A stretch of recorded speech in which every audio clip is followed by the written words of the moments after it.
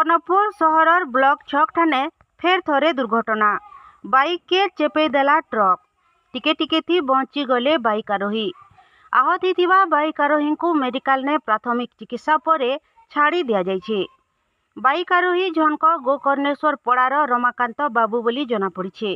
सूचना हिसाबे बलांगीर आड़ू गैस सिलिंडर बुझेई गुटे ट्रक आसुथिबार बेलके ब्लॉक छक्र गुटे दुकान भितरू बाइक थी रमाकांत बाहरुथिले। ट्रकटा भारसाम्य हरई करी बाइक के पिटी देवानु बाइक आरोही जनक छिटकी पड़िथिले।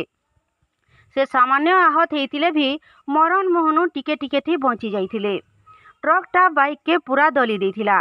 किछि समय तक ब्लॉक छक ने साधारण लोकंकर भितरे उत्तेजना देखा देथिला।